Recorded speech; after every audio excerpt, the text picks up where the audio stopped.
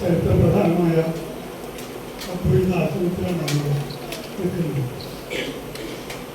കേരളത്തിൽ നമ്മുടെ ആദ്യ ദേശാടനത്തിൻ്റെ തുടർച്ച എന്ന് വേണമെങ്കിൽ പറയാം. ശ്രീനാരായണ ഗുരുവുമായും കുമാരാശാനുമായും ബന്ധപ്പെട്ട ഒട്ടേറെ സ്ഥലങ്ങളിലൂടെയാണ് കാവ്യ ദേശാടനം നടന്നത്. ആ യാത്രയുടെ പൂരണമാണ് ഇവിടെ നടന്നത്. ഇത് 1913 മറ്റുമാണ് ശ്രീനാരായണ ഗുരു ഇത് ആരംഭിച്ചത്. ഇത് മാസം ആരംഭിച്ചത് അദ്വൈത ദർശനം സംസ്കൃതം ഒക്കെ പ്രചരിപ്പിക്കുക എന്നുള്ളതാണ് ഈ സ്ഥാപനത്തിന് ലക്ഷ്യമായി പ്രഖ്യാപിച്ചിരുന്നത്. അത് ഏറ്റവും സന്തോഷകരമായ സംഗതി 1924 ഇവിടെയാണ്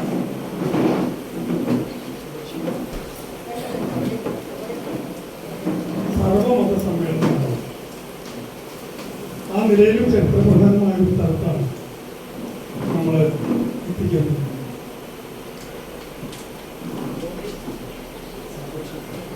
ശ്രീനാരായണ ഗുരുവിൻ്റെ ആശയങ്ങൾ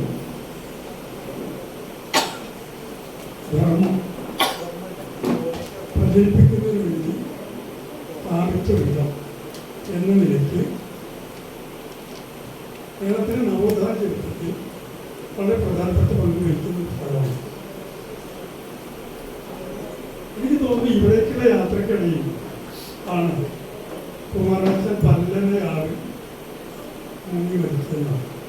കൊല്ലത്ത് നിന്ന് ആണ് ആ യാത്ര തുടങ്ങിയത്. കഴിയുമ്പോൾ പോകും. ആ യാത്ര ആലുവയിലേക്കാണ്. അത് ഇവിടേക്കാവാനുണ്ട്. അങ്ങനെ എല്ലാ നിലയിലും ചരിത്രപ്രധാനമായ കവികൾക്ക് വളരെ പ്രചോദനമായി തീരുന്ന ഒരു സ്ഥലത്താണ് നമ്മൾ ഈ പരിപാടി നടത്തുന്നത്.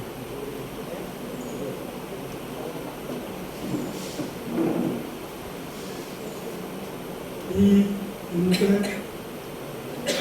ഫെസ്റ്റ് അങ്ങേയറ്റ സന്തോഷത്തോടു കൂടി ഞാൻ ഉദ്ഘാടനം ചെയ്തതായി അറിയിക്കാം. ഈ ഫെസ്റ്റ് സാഹിത്യത്തിൻ്റെ ഉത്സവമാണ്. ആ ഫെസ്റ്റിൽ നടക്കുന്നതിന് വേണ്ടി എഴുത്തുകാരും വായനക്കാരും എല്ലാം കൂടിച്ചേരുന്ന ഇടങ്ങളാണ് എല്ലാ പുസ്തകവും. എല്ലാ നാട്ടിലും ഇപ്പോൾ ഫെസ്റ്റ് നടക്കുന്നത് വളരെ പ്രാദേശികമായിട്ട്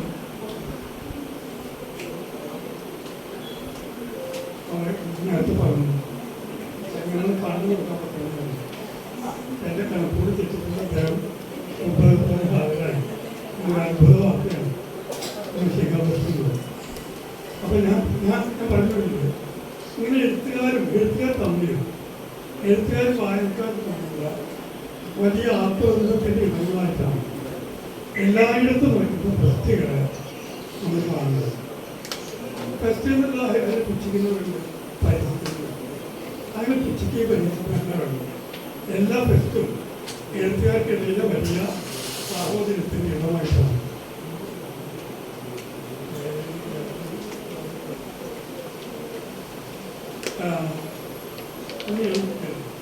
എഴുത്തുകാർക്കിടയിലുള്ള വലിയ സാഹോദര്യത്തിൻ്റെ ഇടങ്ങളായിട്ടാണ് എല്ലാ ഫെസ്റ്റുകളും.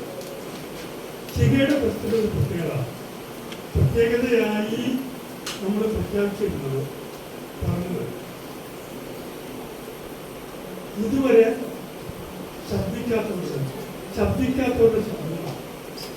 ഇതുവരെ ആരും ഒച്ച കേട്ടിട്ടില്ലാത്ത ആളുകൾ അവരുടെ ഒച്ച കേൾക്കുന്ന നിശബ്ദരായിരുന്നവരുടെ സംസാരത്തിലുള്ള ശബ്ദിക്കുന്ന ഇടമെന്ന് വരിക.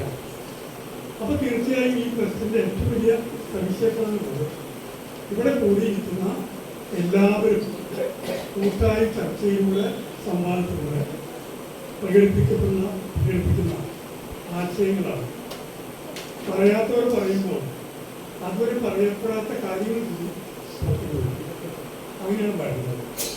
അത് നിശ്ചയമായിട്ടും ആ നിലയിൽ പുതിയ ആശയങ്ങൾ ഇവിടെ പൊന്തിവരും എന്ന് ഞാൻ പ്രതീക്ഷിക്കുന്നു. എഴുത്തിനെ കുറിച്ച് ദീർഘമായിട്ട് സംസാരിക്കാൻ ഞാൻ വിചാരിക്കുന്നില്ല. എല്ലാ അർത്ഥത്തിലും നിങ്ങളുടെ ഉള്ളു തുറന്ന സംവാദങ്ങളുടെ വേളയായി ചികവച്ച് മാറട്ടെ. ഞാൻ കവിതയാണ്.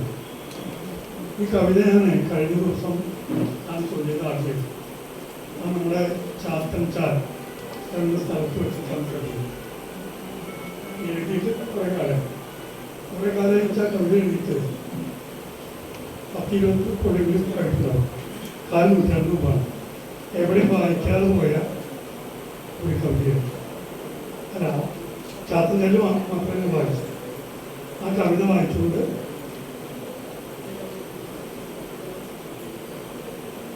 വായിച്ചു. കവിതയുടെ പേര് കൊടിയിറക്കം. കൊടിയിറക്കം ഉത്സവങ്ങൾ ആരംഭിക്കുമ്പോൾ തൃശ്ശൂരം കൊടിയേറ്റം ആരംഭിക്കും. ചില കൊടിയിറക്കങ്ങളുണ്ട്. ആ കൊടിയിറക്കത്തെ കുറിച്ചാണ് ഈ കവിത. ഏതാണ്ട് 4 നൂറ്റാണ്ട് മുമ്പ് തൃശ്ശൂരത്തിൻ്റെ വെടിക്കേറ്റ ചുമതലക്കാരനായിരുന്നു കുണ്ടന്നൂർ സുന്ദരൻ.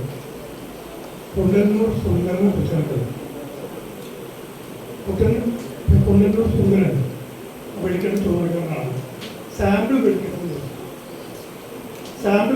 ദിവസം അമിട്ട് തീവുണ്ട്. അമിട്ട് പോയില്ല. പോകേണ്ട സമയത്ത് പോയില്ല. കുറെ നേരം കാത്തു നിന്നു സുന്ദരൻ. ഞാൻ തോന്നി വേണ്ടവിടെ തീ വെച്ചിട്ടുള്ളത്. അപ്പോൾ ഇയാളവിടെ ചെന്നു. വീണ്ടും തീ കൊടുത്ത ശ്രമിക്കുന്ന നേരത്ത് അമിട്ടം പോയി. അമിട്ട് തന്നെ എല്ലാവർക്കും പോയി. സുന്ദരനെ കൊണ്ടുപോയി. സുന്ദരൻ ആകാശത്ത് വെച്ച് ഒപ്പിച്ചത്. അതാണ് കവിതയ്ക്ക് കാരണം.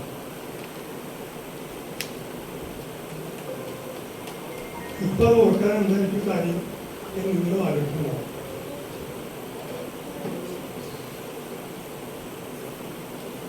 ധാരാളം വെടിക്കെട്ട പോലെ നാട്ടിൽ നടന്നു. പൊറ്റിങ്ങൽ ക്ഷേത്രത്തിലെ ഉത്സവത്തിന് വെടിക്കെട്ടിന് അനുമതി കൊടുക്കാതിരുന്നിട്ട്, കളക്ടർ കൊടുക്കാതിരുന്നിട്ട് ഒരു MP ഇടപെട്ടിട്ടൊക്കെയാണ് കൊടുത്തത്. 120 പേരാണ് അവിടെ കൊല്ലപ്പെട്ടത്. തൃശ്ശൂർ തന്നെ കുറേ കാലം മുമ്പ് നമ്മളൊരു വെടിക്കെട്ട് അപകടത്തിൻ്റെ ഓർമ്മ എനിക്കുണ്ട്. CMS അവിടേക്ക് ഗുണ്ട് ചെരിഞ്ഞു വന്നിട്ട് അവിടെ പിറ്റേ ദിവസം അവിടെ ചെന്ന് നോക്കുമ്പോൾ മനുഷ്യരുടെ ആവശ്യത്തിന് ചെരുപ്പ്, ചോര, അതൊക്കെ കണ്ടതിൻ്റെ ഒരു ബാല്യകാല ഓർമ്മ ഇരിക്കുന്നത്.